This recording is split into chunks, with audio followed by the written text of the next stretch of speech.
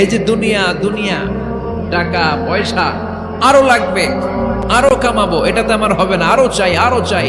এই প্রতিযোগিতা, এই কম্পিটিশন, ওর 5 তলা আমার লাগবে 7 তলা, ওর আছে 20 লাখ আমার লাগবে 30 লাখ, প্রতিযোগিতা আছে না নাই?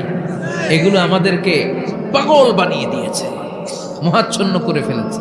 পৃথিবীটা আসলে একটা মরীচিকা, ধোঁকা, লোভ লালসা, আজ আছে কাল নাই।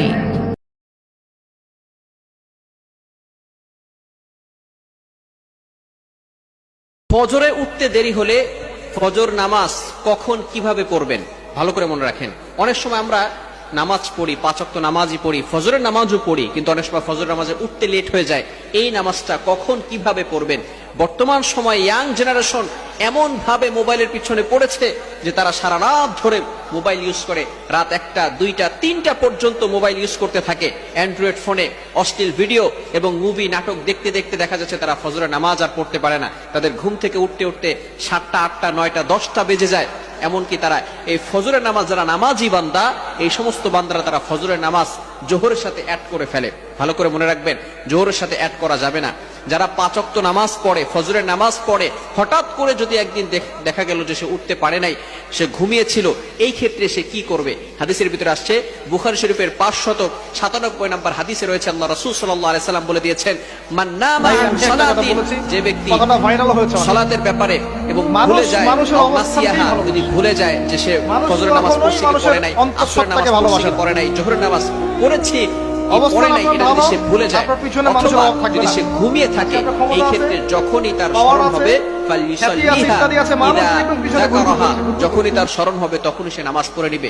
এই ক্ষেত্রে যদি আমরা ফজরের নামাজ দেরি করে ফেলি, উঠতে না পারি, যখনই আমরা ঘুম থেকে উঠব তখনই আমরা ফজরের নামাজ পড়ে ফেলবো, যদি মামনু, নিষিদ্ধ সময় না হয়। অর্থাৎ যখন সূর্য উদয় হয় এই সময় নামাজ পড়া যাবে না, নামাজ পড়া হারাম। সূর্য উঠে যাওয়ার পরে আপনি যখনই উঠবেন, ঘুম থেকে উঠার পরেই আপনি নামাজটা পড়ে নেবেন। ভালো করে মনে রাখবেন, অনেকে আছে আমরা মনে করি যে এখন তো নামাজ পড়তে পারি নাই, জোহরের সাথে আমরা অ্যাড করে নিব।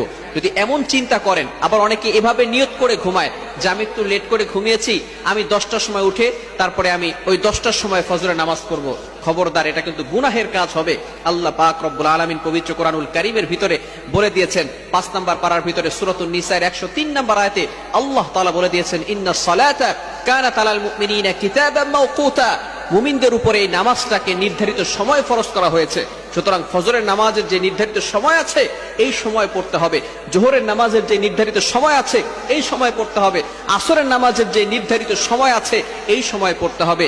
আপনি যদি ইচ্ছাকৃতভাবে নিজেই নিয়ত করে রাখেন যে আমি ফজরের নামাজ 10টা 11টার সময় পড়বো, 7টা 8টার দিকে পড়বো, তাহলে কিন্তু অবশ্যই গুনাহগার হয়ে যাবেন। এজন্য আমরা যখনই ঘুম থেকে উঠে যাব, যদি নিষিদ্ধ সময় না হয় তাহলে আমরা ওই সময় নামাজ পড়বো। আর নামাজের জন্য আমরা সবসময় যত্নবান থাকবো।